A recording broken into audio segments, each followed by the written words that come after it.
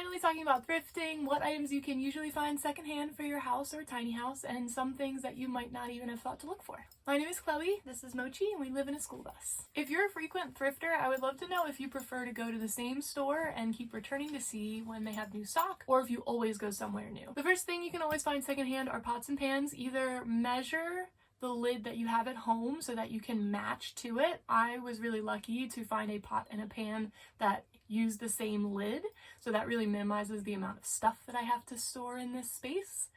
And depending on your location, you might have a more camp focused demographic. I was able to find this set where hi, what do you think? The handles fold in so that they store like this, and then the pan is the lid for the pot. Ta-da! So this is like a little camping set, but because it's so light and optimized for easy storage, it works really well for tiny living also. There's a lot of crossover between tiny living and camping. The other camping themed item that I use in my tiny house are metal plates. Enamel plates are not only very cute, but really easy to throw in the drawer and not have to worry about how you're storing them. These are pretty common to find in antique stores from my experience. You can also buy newly manufactured ones. If $10 a plate is within your wheelhouse and something you're interested in, that is available to you. Kind of depends on your budget and your aesthetic. I think these work great and look cute as well. Most of this stuff is for your kitchen, and that's just because it is one of the easiest things to find at the thrift store. Besides clothing, I feel like that is like the second most common category of things at the thrift store. I get all of my cooking utensils from thrift stores. This one was such a good find. She put it out on the shelf as I was in the aisle, and I scooped it right up. Because again, anything that's metal is going to be more durable and last longer, and I was looking for a pasta spoon that had the measuring hole in it, and I just think this one's really cool. And then just a regular metal mixing spoon. The other reason I like metal utensils is because I cook on a cast iron a lot, and I have melted plastic utensils in cast irons before, so I try to steer clear of them. One of my favorite things to hunt for at the thrift store are unique utensils like knives, spoons, forks. All of my other ones are dirty right now, but I found this one recently, and I just think the pattern on it is so cool. Isn't that pretty? Where are you gonna find that anywhere else? And I like having mismatched stuff, so it doesn't really matter to me, although I do often find sets, because someone will get a whole new set of cutlery and just donate all of their old stuff, so it's not uncommon to find a full set if you want matching utensils. There are always hot plates at the thrift store. I use this metal one for my cast iron. I'm pretty sure this is intended to be a hot plate. And then these silicone guys are really good as well because my surface of my fridge is curved, so this kind of holds everything in place and stops it from sliding. Whenever I use the silicone ones with my cast iron, it always leaves like a black residue that's kind of hard to get off. So this was really great, and I have found multiple of these as well. I am constantly talking myself out of buying more metal and enamel bowls because they are always at the thrift store, and they're always very, very cute. This is mine, and this is my only enamel bowl because enamel can't go directly on my camp stove, so I kind of limit myself to one of these, and I always tell myself that the one I have at home is the prettiest and the best, so I don't need to buy any more. But a lot of times you'll find a nesting set of these, even with lids, so you can really hit the jackpot with these guys. And there's always plain metal bowls there as well. They're great for mixing.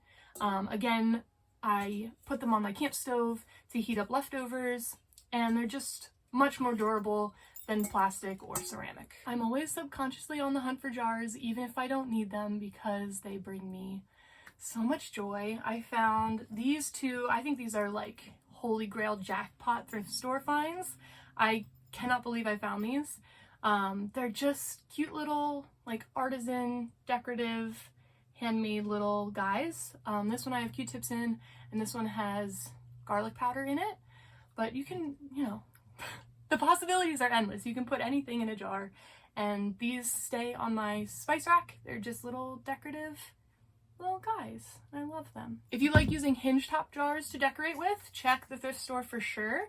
Sometimes the hinge mechanism's broken or the gasket's missing, but I am always able to find a big variety of these. I really like these, I don't know, they're not hexagonal because they have more sides, but they have like a geometric pattern and not just circular. I've got this blue one, but you can find clear, opaque, all kinds of different ones, even sets of ones. They're pretty common. There's an endless supply of Tupperwares at the thrift store. I hit the jackpot and found this nesting set of lock and locks, and I think it's really awesome when you can nest your bowls or Tupperwares with the lids on. It's a super big space saver, and I was sort of puzzled over this issue of how do I fit a big Tupperware in this tiny house. So the fact that I think there's 4 more in here is just awesome. And it was like $5. Heck yeah. But I found a variety of different Tupperwares. When I lived near a bulk store, I went to the thrift store and got like 5 different Tupperwares just in one day. So if you keep looking and you go to different thrift stores, you can fill your whole cabinet with Tupperwares if you want to. I use baskets everywhere because they help organize my larger storage areas. So if I have a whole shelf or a whole cabinet that I want to fit a lot of different categories of things in, you know how baskets work. Why am I explaining it to you? This is my whole little medicine cabinet that is in one of these baskets. These are super easy to find. All different colors, all different shapes. These little drawer organizers are obviously the same concept. I don't know if you want to use them for pens. I have all my utensils in here. Most of them are chopsticks. But yeah, they organize my drawers so that everything doesn't become a big mishmash, and you can always find these at the thrift store. Almost always. I feel like the one time I was specifically looking for them, I couldn't find them, but then the next time I went, I found this guy. Okay, we're finally done talking about kitchen themed items, and we're gonna move on to fabrics and linens. Every thrift store I've ever been to has a huge linens section, like at least an aisle full. And I have gotten a lot of duvet covers, sheets, blankets, all of that kind of stuff. The blanket that's on my bed right now is actually a Land's End blanket for a queen size bed, and I love it dearly. And I got that at a thrift store. I also always check this aisle first if I'm looking for fabric, whether it's a pillow or curtains or whatever I'm trying to make.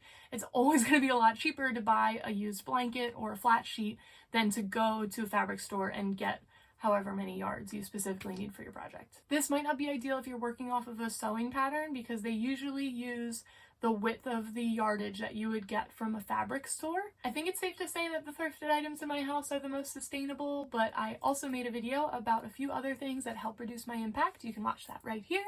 Thanks for thrifting, thanks for hanging out, and I'll see you next time. Whoa, sorry, that was a very, very large wasp. He threatened me.